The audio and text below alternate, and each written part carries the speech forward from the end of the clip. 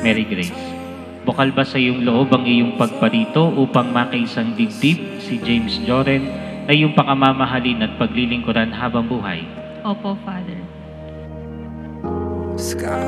James Joren, bukal ba sa iyong loob ang iyong pagparito upang makaisang dibdib mo si Mary Grace na iyong pakamamahalin at paglilingkuran habang buhay? Opo, Father.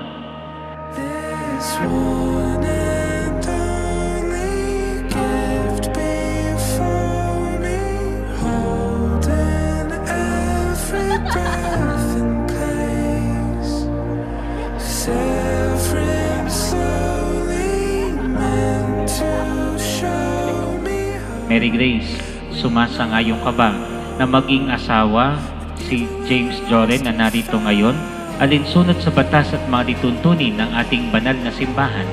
Mary Grace, buong puso ang pagkakaloob mo sa kanya ng iyong sarili bilang kanyang may bahay. Mary Grace, nakalaan ka bang balikatin sa piling niya ang pananagutan ng buhay may asawa? Opo, Father.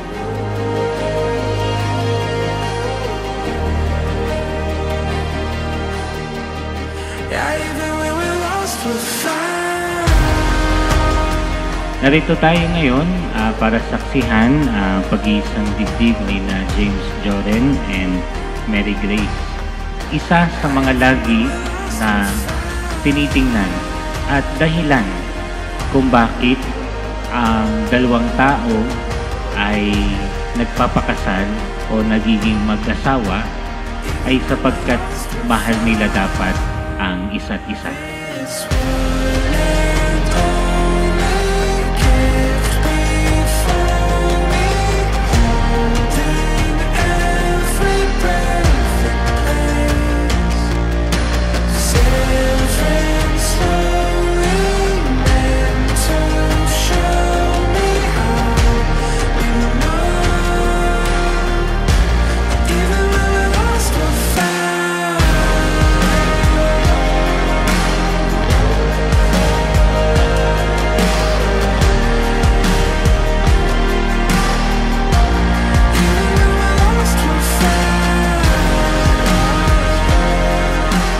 Iiwan ng lalaki ang kanyang ama at ina at magsasama sila ng kanyang asawa at sila'y magiging isa.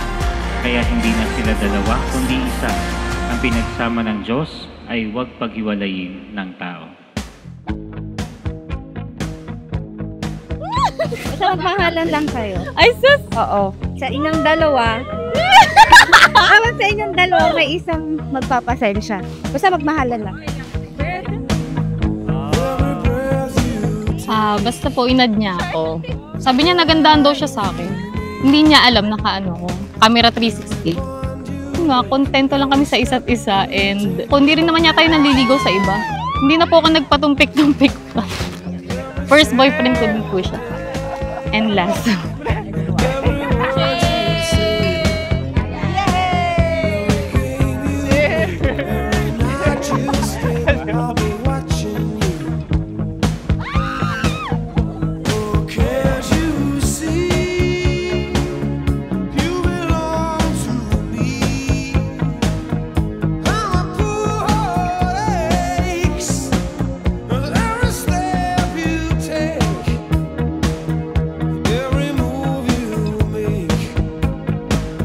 From 24 years old kami noon, nagyayaya siya nung kasal. Sabi ko, sige, hanggang naging 29 na ako.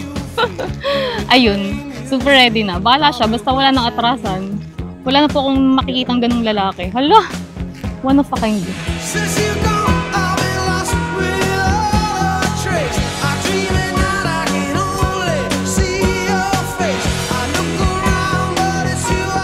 Ang pinagmumulan ng kanilang pagsasama bilang mag-asawa, ang kanilang huhugutan ng lakas, at ang kanilang pagiging matatag bilang mga mag-asawa ay dapat nanggagaling sa kagustuhan sa isa't isa.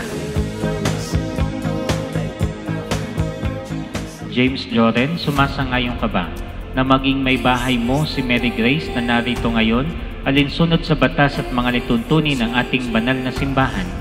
James Joren, buong puso bang pagkakaloob mo sa kanya ng iyong sarili bilang kanyang asawa?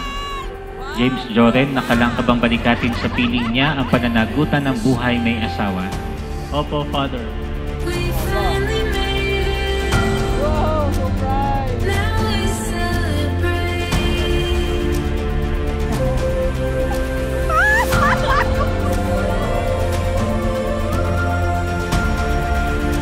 There's no place I'd rather be.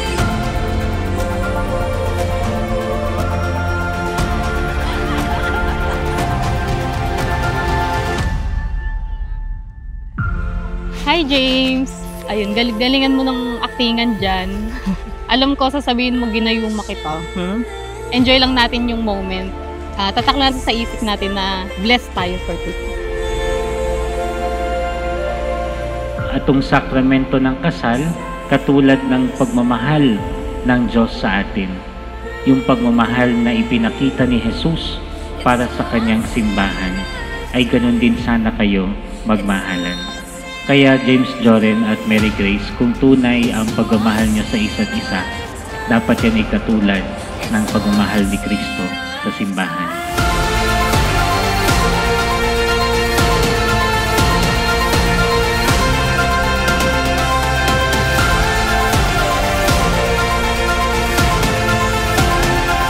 It's all I've seen in a lifetime.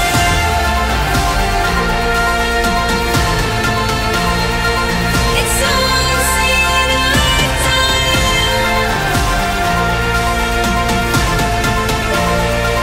It's all I've seen in a lifetime.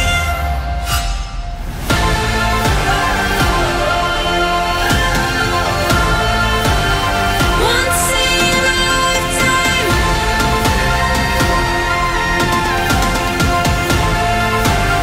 Once in a lifetime. Katulad ng sinasabi sa atin ng Diyos, kung ang pagmamahal niyo gusto niyo maging tunay at pangwalang hanggan, gawin niyo ang katulad ng pagmamahal ni Jesus, unlimited at always have time for each other.